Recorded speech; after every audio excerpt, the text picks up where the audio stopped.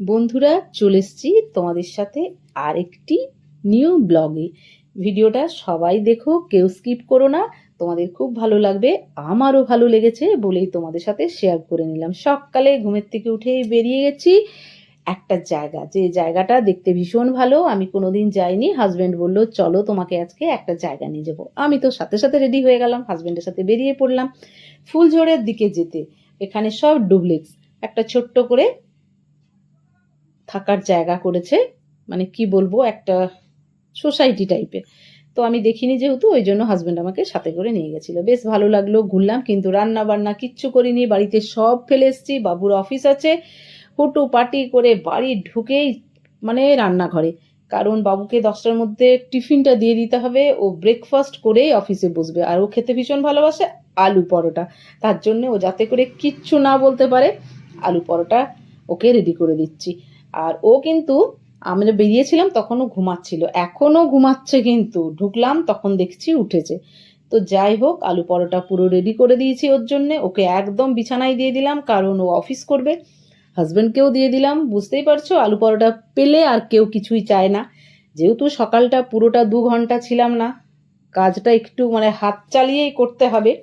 বাবুকে আমি জিজ্ঞেস করছি, তুই এতটা সস দিয়ে আলু পরোটা খাবি? বললো হ্যাঁ মা, আমি সস দিয়েই আলু পরোটা খেতে ভালোবাসি, কিন্তু আমার হাজব্যান্ড আবার সস দিয়ে আলু পরোটা খাবে না, তেনার জন্যে আমি বেগুন ভেজে দিয়েছিলাম। তো যাই হোক, এই হলো সকালের ব্রেকফাস্ট। এরপর আমাকে তো দুপুরে রান্না করতে হবে। কি করব ভেবে দেখলাম, আমার ছিল লাউ ডাঁটা, কাঁচকলা, আলু, বেগুন দিয়ে একটা শুক্তো করব ভাবলাম, কেননা এটাও আমার হাজব্যান্ডের আবার খুব পছন্দ। আর আমি এই রান্নাটা আমি আমার শাশুড়ির মার কাছে শিখেছি, লাউ ডাঁটা দিয়ে শুক্তো। তো আলু, বেগুন, কাঁচকলা, লাউ ডাঁটা, করলা সব কেটে নিয়েছিলাম। আর করলাটা কিন্তু আমি আগে ভেজে নেবো, এটা আমার শাশুড়ি মা খুব সুন্দর করতো, এটা আমার হাজব্যান্ডের খুব পছন্দ। তো শাশুড়ি মায়ের যে হাতের স্বাদ, সেই স্বাদ হয়তো আমি করতে পারি না, কিন্তু কিছুটা আমার মনে হয় আমি করতে পারি। এটা আমার ওনার কাছ থেকে শেখা, উনি এটা খুব ভালো করতেন। তো আমি করলাটা ভেজে তুলে নিলাম, যেইটুকু তেল ছিল তার মধ্যে একটু জিরে ফোড়ন দিলাম। শুকনো লঙ্কা আমার ছিল না, তাই লাল লঙ্কাগুলো ছিল ওটাই দিয়ে দিলাম। আর সব একসাথেই ভাজবো। আর তোমরা সবাই জানো আমি তেল খুব কম দিই, তেল মশলার হাত আমার একদমই না। সব একসাথেই ভেজে নেব। ভাজতে ভাজতে মশলা বলতে জাস্ট একটু হলুদ, নুন আর একটু জিরে গুঁড়ো, এই হচ্ছে আমার মশলা।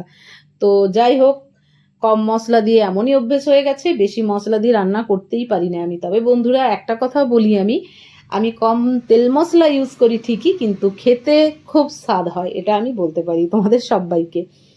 তো এবার একটু ভেজে নিচ্ছি এইগুলো। ভেজে নেওয়ার পরে কিন্তু জল ঢেলে দেবো। বুঝতেই পারছো, আলু, বেগুন, কাঁচকলাটা একটু সেদ্ধ হতে হবে। তোমরা এই করে একদিন শুক্তো করে দেখো লাউ ডাঁটা, আমার মনে হয় তোমাদের খেতে বেশ ভালো লাগবে।